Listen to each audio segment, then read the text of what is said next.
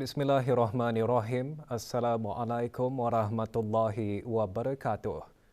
Retreat Mesyuarat Menteri-Menteri Pertahanan ASEAN ADMM berlangsung di Pusat Peranginan dan Persidangan Soka Siem Reap, Kemboja.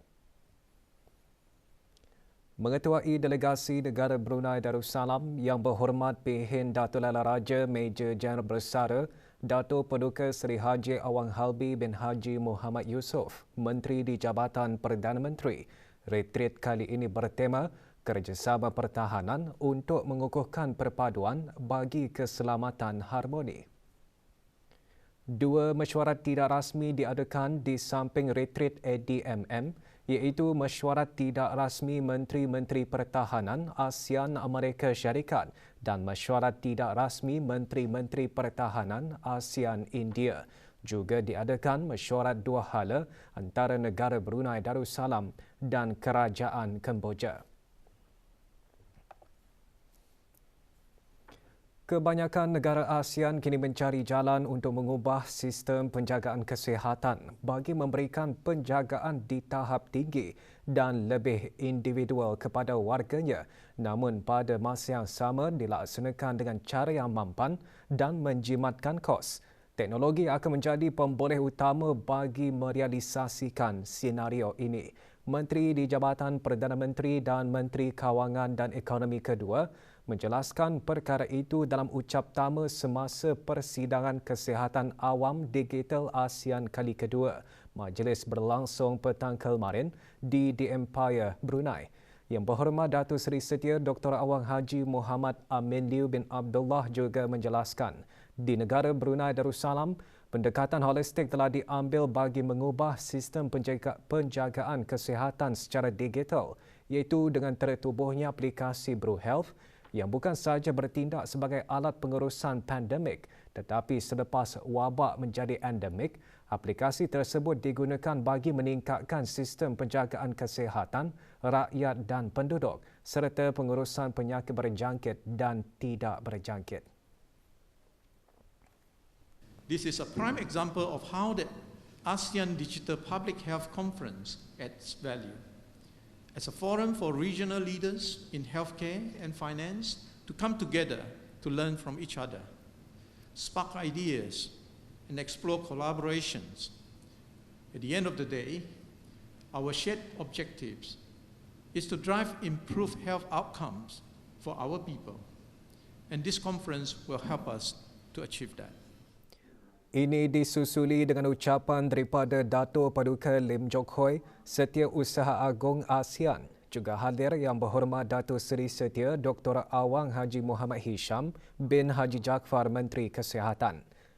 Manakala semasa sesi perbincangan, Yang Berhormat antara lain menggariskan mengenai peningkatan kos penjagaan kesihatan, penilaian keberkesanan dalam pelaburan penjagaan kesihatan serta inisiatif utama ke arah memastikan perbelanjaan penjagaan kesihatan yang lebih mampan. Persidangan dua hari ini dikendalikan bersama oleh Kementerian Kawangan dan Ekonomi dan Kementerian Kesihatan, dianjurkan oleh EVIT Technology, Agensi Pelaburan Brunei, National University of Singapore, Saw Wee Hock School of Public Health dan disokong oleh Temasek Foundation. Pandemik COVID-19 telah menjejaskan seluruh dunia dan impaknya berbeza berdasarkan kedayatahanan sistem kesihatan negara masing-masing. Ia menekankan peranan kedayatahanan sistem kesihatan, penyelarasan rentas sempadan dan kolaborasi serta peranan teknologi kesihatan digital yang dimainkan dalam mengurangkan kecemasan kesihatan awam. Perkara tersebut antara yang dikongsikan oleh para panel persidangan Kesihatan Awam Digital ASEAN petang kemarin.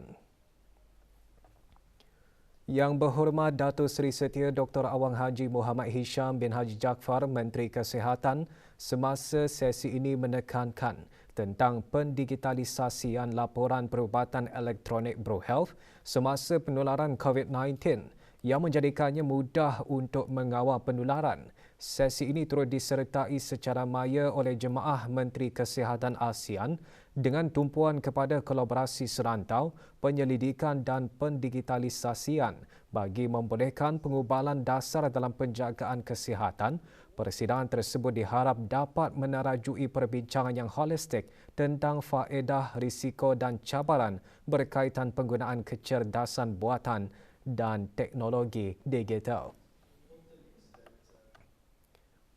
Sementara itu, dalam ucap tama Kertas Putih Kesihatan Malaysia, Pembaharuan Penjagaan Kesihatan yang Mampan dan Berdaya Tahan, bekas Menteri Kesihatan Malaysia dan pengerusi bersama Majlis Penasihat Kertas Putih Kesihatan Malaysia menyentuh 4 tonggak pembaharuan tersebut. Tan Sri Dr. Subramaniam juga mengongsikan pelan strategik pendigitalisasian Kementerian Kesihatan negara tersebut yang menumpukan beberapa bidang utama.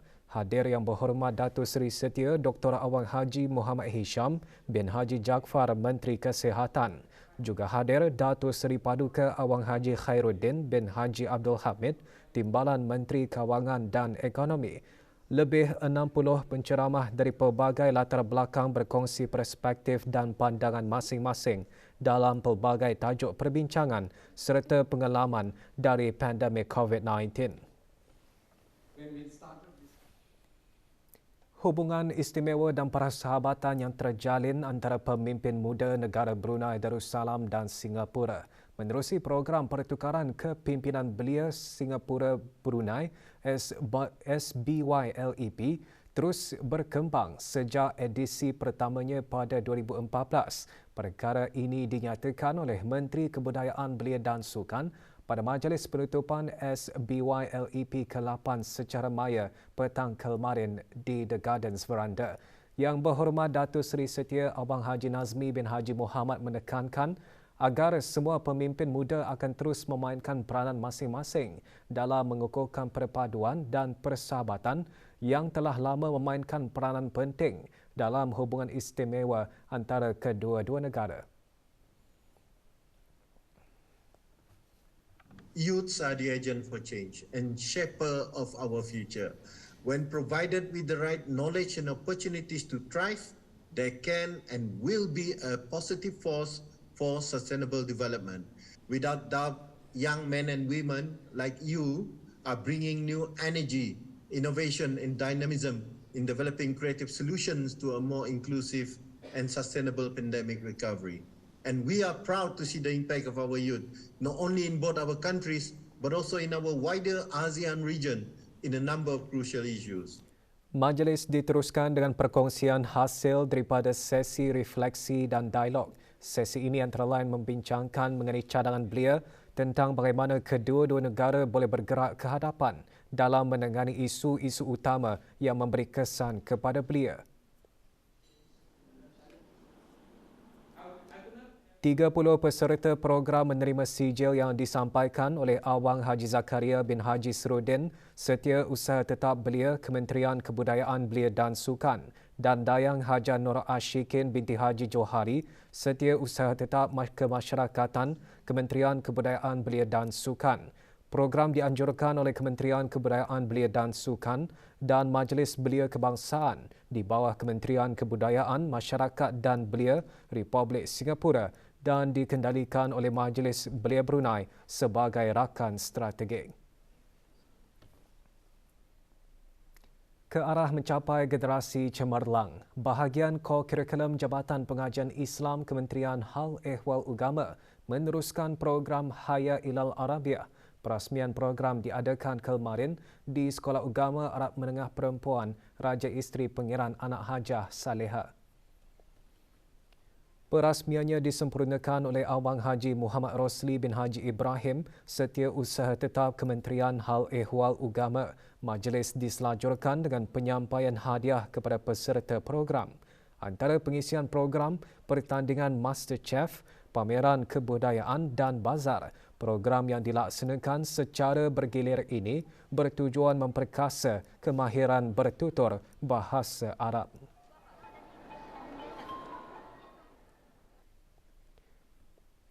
Perubahan iklim bukan sahaja meningkatkan kesan bencana alam, malah mengubah capaian geografi penyakit yang terdedah kepada wabak. Cabaran pandemik COVID-19 telah mencipta keperluan baharu dan perlunya pengaplikasian kesihatan digital. Perkara tersebut antara yang ditekankan semasa mesyuarat jawatankuasa pandu rangkaian latihan epidemiologi lapangan ASEAN Plus 3 FETN ke-12 dan mesyuarat berkaitan. Majlis berlangsung di The Empire Brunei Cerudong. Dr. Hajah Haryani bin Abdul Rahman, pemangku Timbalan Setiausaha Tetap Dasar di Kementerian Kesihatan juga berharap para delegasi untuk belajar, berkongsi pengalaman dan memperluaskan rangkaian dalam amalan kesihatan awam. Mesyuarat yang diadakan sehingga 24 November ini membincangkan penilaian dan pelaksanaan kerjasama kesihatan serantau bagi memperkukuh latihan epidemiologi lapangan dengan tema memanfaatkan teknologi digital untuk mengukuhkan epidemiologi lapangan. Mesyuarat menjadi wadah untuk menggalakkan perbincangan dalam amalan kesihatan awam. Mesyuarat turut dihadiri oleh para delegasi dari negara-negara ASEAN dan delegasi dari China, Jepun dan Republik Korea. Status harian norma baharu COVID-19, 2 kes di dalam kategori 5 iaitu yang memerlukan rawatan di unit rawatan intensif ICU, manakala 1 kes berada di dalam kategori 4 iaitu yang memerlukan bantuan oksigen dan di bawah pemantauan rapi. Kementerian Kesihatan memaklumkan 630 kes dilaporkan sembuh. Jumlah keseluruhan pemberian 2 dos vaksin COVID-19 bagi kanak-kanak berumur 5 hingga 11 tahun 86.6%. Bagi remaja berumur 12 hingga 17 tahun yang mendapat 3 dos vaksin 62% dan liputan bagi rakyat dan penduduk negara ini yang mendapatkan 3 dos vaksin 78.8%. Separuh jalan di Jejambat Penanjung dan Jambatan Sungai Kelakas Lebuh Raya Muara Tutong ditutup sementara sehingga 30 November. Jabatan Kejuaraya Kementerian Pembangunan dalam siaran medianya memaklumkan penutupan sementara separuh jalan tersebut adalah bagi kerja-kerja penurapan aspal di jambatan berkenaan bermula pukul 8.30 pagi hingga 5 petang. Sehubungan itu, para pengguna jalan raya disaran mematuhi tanda-tanda lalu lintas dan had laju yang dibenarkan. Sebarang anduan hubungi talian Darussalam 123 atau WhatsApp 8333 123 atau email pro@pwd.gov.pn.